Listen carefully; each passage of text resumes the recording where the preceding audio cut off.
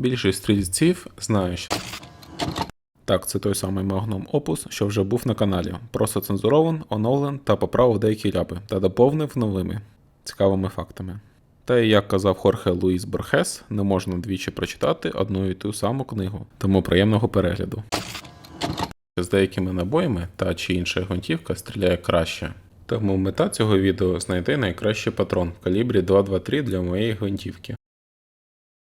Спойлер, це STS 55 Grain. Ось дві групи з точністю 0,35 МОА. Тут прямо куля в кулю прилетіла.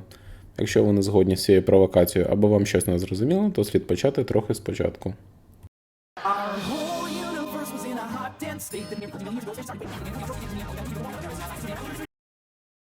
Це я, мені 27 років, стаж бекенд-програміст 4 роки, оператор AR-15 2 роки. Перша моя гвинтівка очікувано стала Арка, а саме E-Vision. У ті часи, коли купив її, знав, що вона точний середнячок, що існує холодний постріл, 4 правила поводження зі зброєю і що з деякими патронами гвинтівка стріляє точніше, але тоді не відчував, що має достатньо навичок для їх знаходження.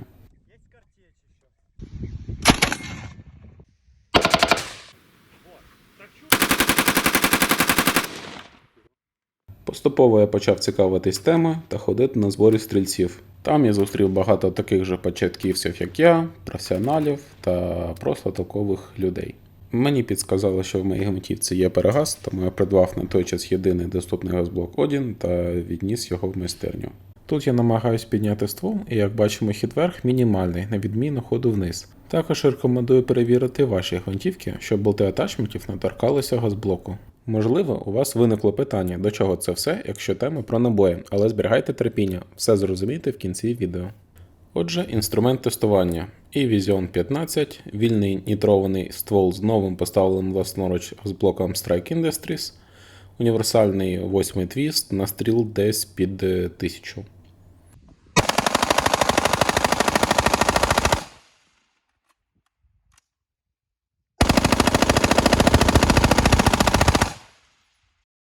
«700-грамовий УСМ від JARD, сошки Fat Defense Spike, оптика Sightmark Citadel, на половині пострілів 30-кратний, а на іншій 6-кратний, ну і книга «Фактори точності». Методика тестування. Стрільба з положення сидячи, з використанням сошок та заднім мішком, в безповітряному тирі на 50 метрів в стилі а-ля Bench Rest. Більш детально з методикою ви можете ознайомитись на каналі Тараса Олійника. Відстрілював приблизно 20, 30, 40 патронів кожного виробника, окремими групами по 5 пострілів. Також для кращої сліпоти або неупередженості тесту проводив тестування в випадковій послідовності патронів та дульних насадок. Мета – знайти, при яких дульних пристроях збільшується точність і наскільки, знайти, чи зменшується точність з меншим прицілом та меншою кратністю, ну і головною метою було знайти оптимальний патрон, тобто патрон з найкращим коефіцієнтом точності до вартості. Пункт 1. Точність та дульні пристрої. Взагалі фірма MDT проводила подібний тест, посилання на нього залишу під відео. Загально з ДТК, навіть більшого розміру, група в MDT є краще приблизно на 10%, а віддача де знизилась на 50%. Але так як вони зацікавлені в продажу своїх ДТК, ми не можемо сприймати це все за 100% правду. Оскільки невдалі групи вони могли просто не показувати. Та і як казав Тарас Шевченко, не вірте всьому, що пишуть в інтернеті, тому я вирішив самостійно все протестувати. Насправді, підштовхнуло мене провести цей тест бажання дізнатись, чи не перекрутив я ДГК, бо нещодавно побачив таке відео. У мене була проблема, що ДГК стояв нерівно, і треба було зчесати крашвошер на один оберт, або зробити для нього окрему шайбу. Її мені зробили в майстерні з 3-го разу, бо перші 2 рази вона з часом розкручувалась, бо майстер боявся перекрутити її. А коли крутив я своїм ключем, то вона була перекручена на 9 годин. Ми зійшлися на тому, що він зітре на 3 години, а потім вже я докручу до 12 годин. І це спрацювало. Але з цим ДГК з'являлась іскра, як від автотрощі. І я почав думати, чи не перекрутив я його, та чи це може негативно впливати на точність. Точність справді була гірша після цього майстра, але не через ДГК. Проте про це пізніше. До речі, про ДГК. Дольне гальмо компенсатора, що встановлений у мене, є реплікою AJC Titan, він же GPN DGK. Обрав саме цю модель завдяки такому ж захопленому стрільцю, як я, який заморочився, купив та відстріляв 44 моделі ДГК, заміряючи відстань, на яку змістився комплекс при пострілі. Оригінальне відео недоступне, але є перезалив і кеш на веб-архіві, посилання знайдете під відео. І да, я розумію, що у 2.2.3 віддач не така сильна, щоб ставити найкраще ДГК, але цей мені ще й подобається чисто візуально. Також я вирішив зробити десяток груп зі стоковим полум'ягасником, а саме зі стандартним арамійським Birdcage. В результаті 4 головні конфігурації дульного пристрою. Без нічого, голий ствол, Birdcage, глушник та ДГК. А порівнювати я буду коефіцієнти погіршення або покращення кучності з тим чи іншим пристроєм, з тим чи іншим патроном. І нарешті я в тирі, тому погарцювали стріляти.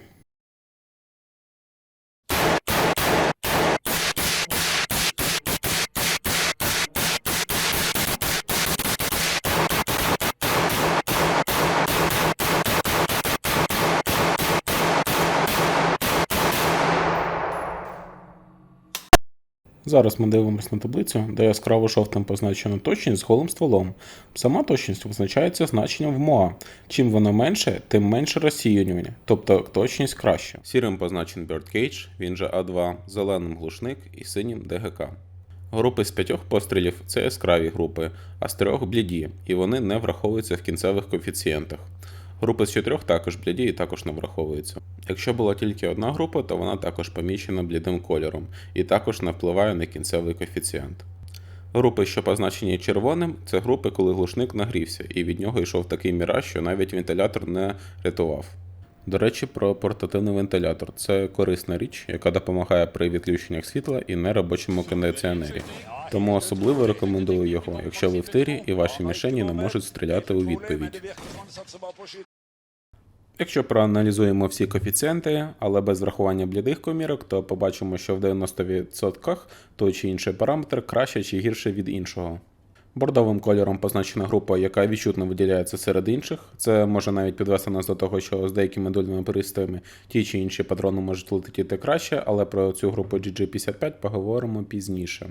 Кінцеві значення відносно голого ствола, як з найгіршою конфігурацією, будуть Birdcage на 6% краща точність, десь на рівні похибки вимірювання, з ДГК виходить на 26% краща влучність, і з глушником на 39% краща прецизійність.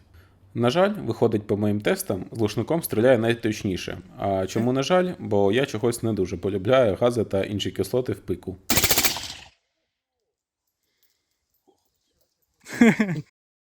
Також ще додатково перевірив, чи будуть розпадатися групи, якщо стріляти дуже гарячим глушником.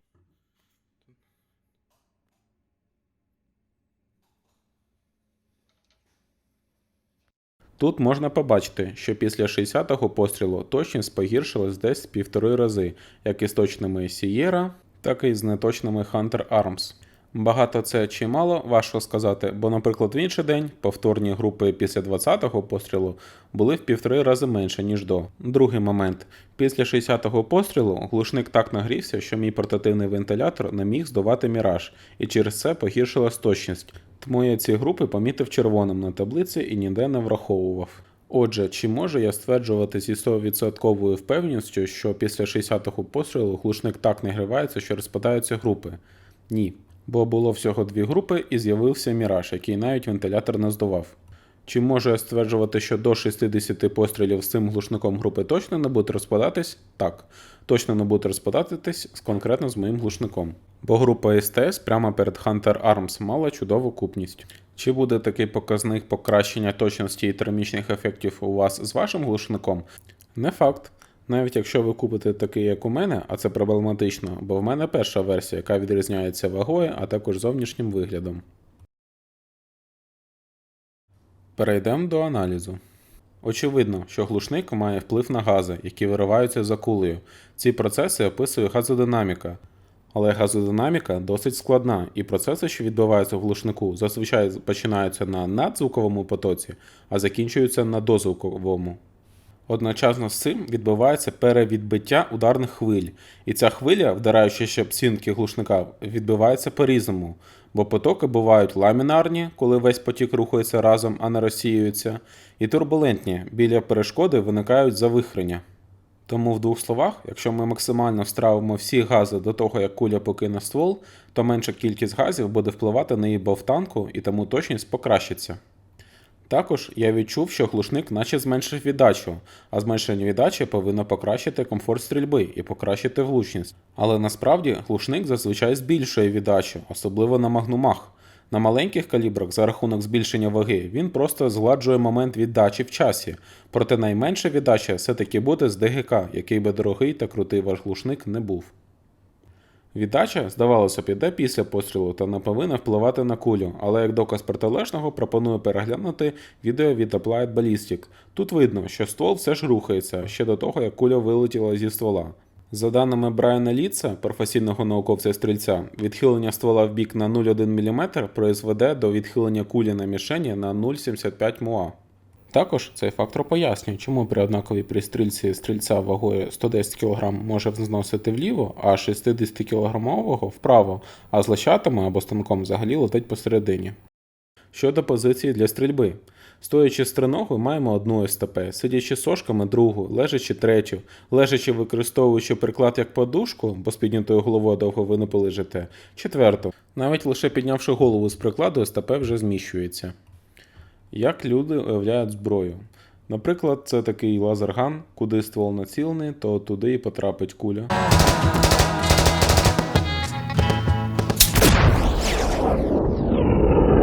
Більш освічені люди розуміють, що це не так, бо через певний проміжок часу куля падає і влучання піддаються нормальному розподілу. Насправді ж дисперсія влучань виглядає як двопараметровий розподіл, де загально перший параметр – це якість ствола, а другий – це якість прицілювання стрільця. Тобто ми з однаковою ймовірністю можемо поцілити зі ствола в червону область, а потім так само однаково ймовірно попасти в зелену область. І тому може бути ситуація, що ствол понесло вправо, а своїм прицілюванням ми випадково це компенсували і тому поцілили в центр. Тобто ці поодинокі відриви не є саме нашими відривами, це тому, що ствол понесло вправо і нас понесло вправо. А якщо, наприклад, ми переваримо ствол до 50-тонного танку, чи стане тоді розподіл нормальним та чи зможемо ми вибрати найточніші набої? 5 секунд роздуми.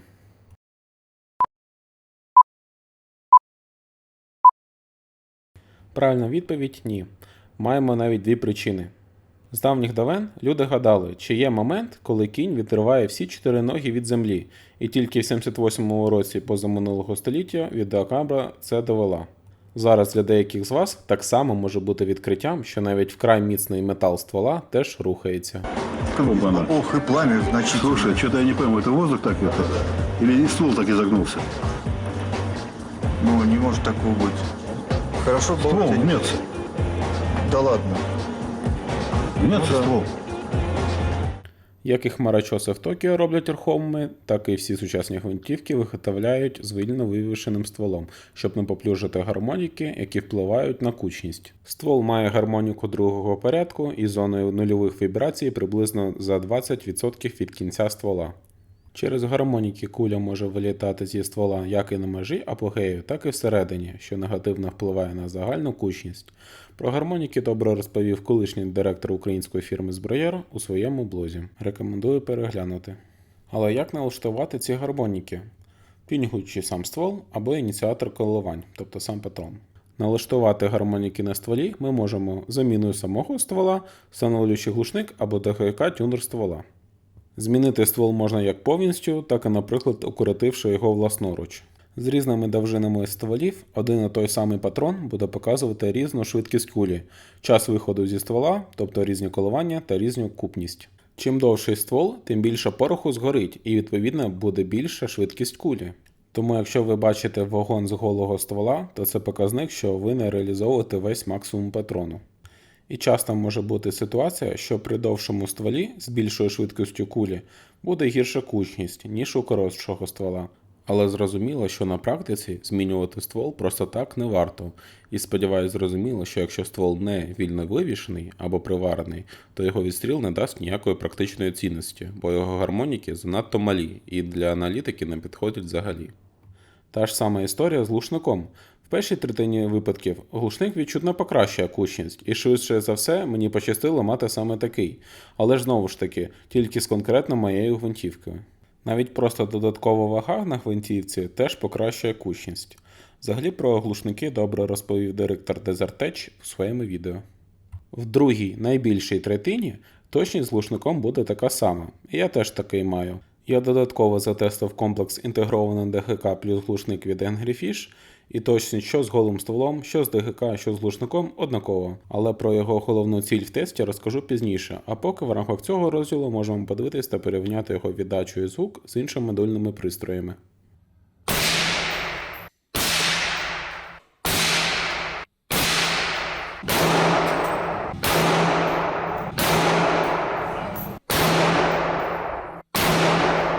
Ну і в останній третині випадків глушник може погіршити кучність. Погіршення кучності може відбуватися через неякісний глушник або встановлення глушника на крашвошер, або його забрудненням, або його температурою.